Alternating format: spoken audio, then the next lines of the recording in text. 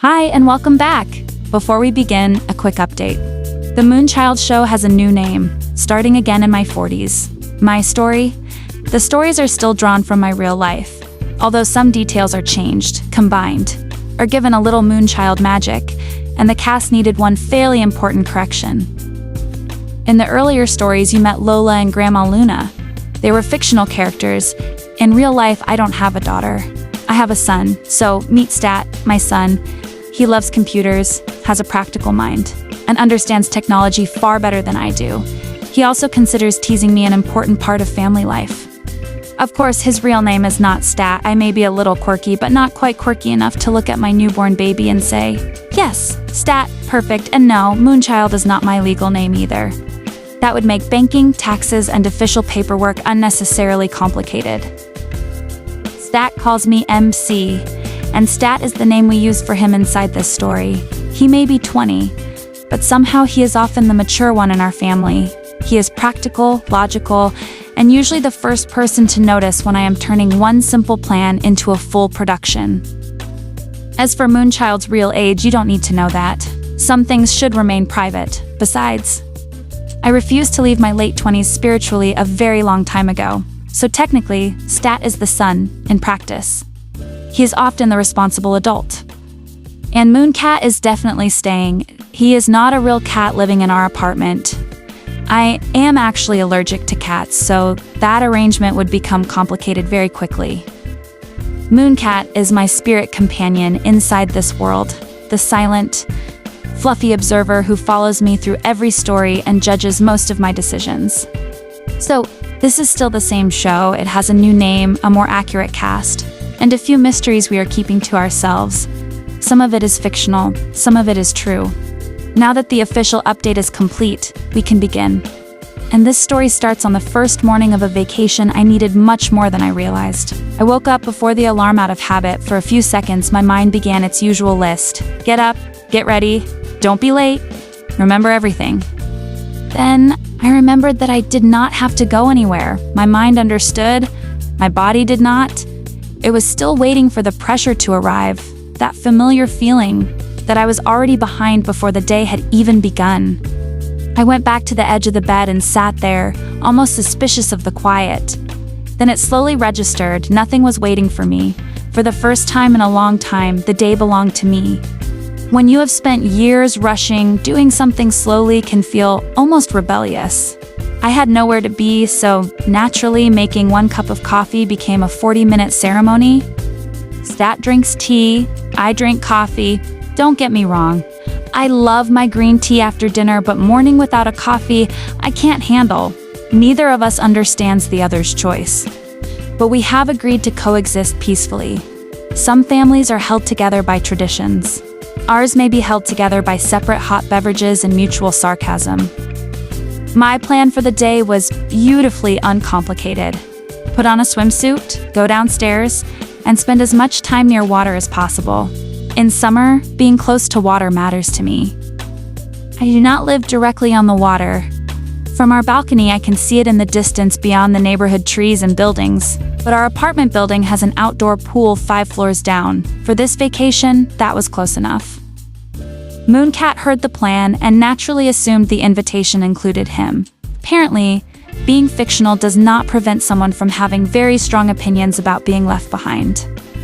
Stat looked at my pool bag as though I were preparing to cross a continent. The pool was 5 floors below us, but I had nowhere else to be and no reason to rush through the day. And there it was, bright blue water, summer sun, and absolutely no emails asking whether I had completed something urgently. Every summer during pool season, I can justify my enormously high rent. I feel like I live in a resort during summer. Sunshine, water, no work. It was exactly what I needed. The first touch of cold water made me briefly question every decision that had brought me there. But a few seconds later, something inside me began to unclench. My shoulders dropped, my thoughts stopped racing ahead for a little while. I was not preparing for the next problem or thinking about what needed to be done. I was simply there. My vacation lasted 3 weeks, not 3 weeks of traveling, expensive plans, or carefully organized activities. Mostly, it was pool time, music, walks, coffee, and finally moving at my own pace. That became my little summer routine: sunscreen, headphones, water bottle. A book I might or might not actually read, and several hours of doing almost nothing without feeling guilty about it. At the pool, I met a woman in her 70s who seemed younger than many people half her age. She was stylish, warm, positive, and full of energy. But she also had the unmistakable presence of someone you would never try to fool. I liked that combination. She believed in being positive, but she was not interested in pretending everything was wonderful when it wasn't. Kindness without weakness, positivity without foolishness. I also spoke a few times with the man from the building. He was kind, relaxed, and easy to talk to.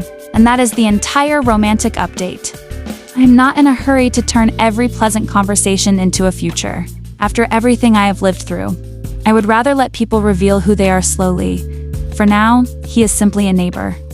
On other days, I walked through an old park filled with enormous trees, the kind of trees that make human problems feel temporarily smaller. I would sit beneath them with my headphones on and let the music do what words sometimes cannot.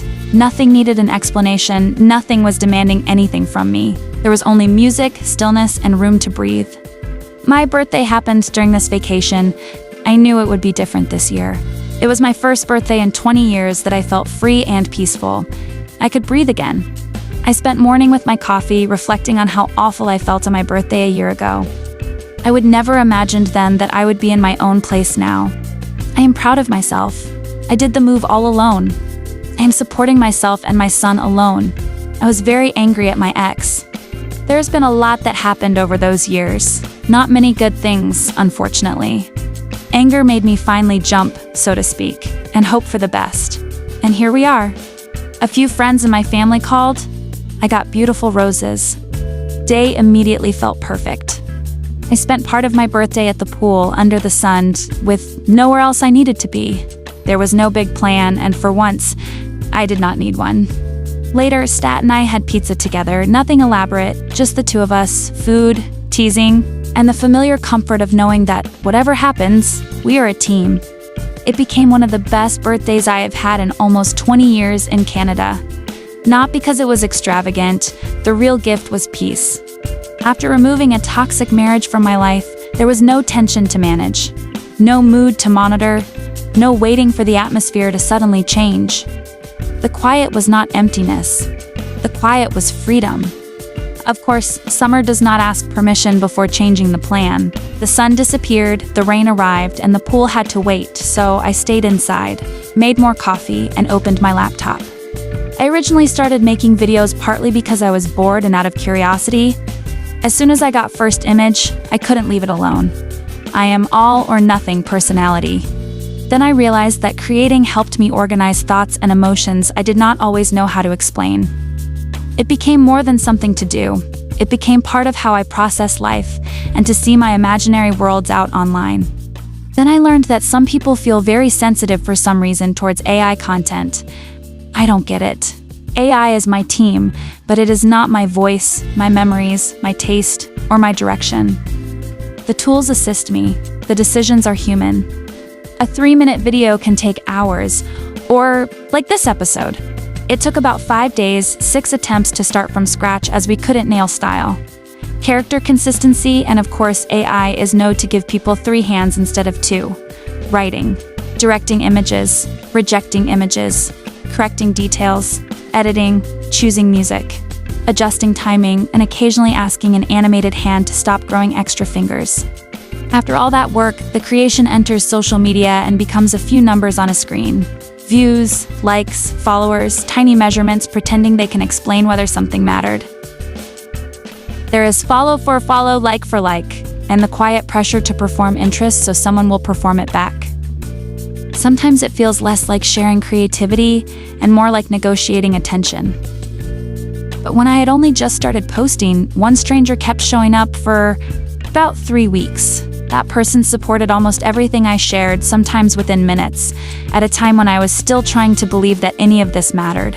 That quiet consistency meant more than they probably knew. It helped keep my creative fire alive. Then something changed, a few words were exchanged. And whether it was a misunderstanding or not, that small online connection ended. I may never know exactly what happened, but I am grateful for the support that person gave me while it was there. The ending does not erase the kindness that came before it. And sometimes the moment people hear that AI was involved, they reject the work before they even see it. I understand that people have concerns. I only wish there were more room for curiosity before judgment. I would love to share these stories beyond Instagram and YouTube someday. Somewhere creativity is not judged first by its popularity, of course. I would be happy if the audience grew. But I do not want numbers to become the reason I create. A number can tell me how many people clicked. It cannot always tell me who was affected, who quietly understood, or whose support helped me keep going. Being authentic matters more. Eventually, the final morning of vacation arrived. My work bag was ready again. The alarm was no longer optional. Real life had not disappeared while I was resting. The vacation did not solve everything. The numbers would still exist. Some people would still misunderstand me. Difficult days would still happen.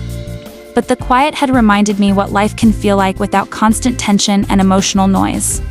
The vacation was ending, but this time, I was not leaving the peace behind. I was taking it with me.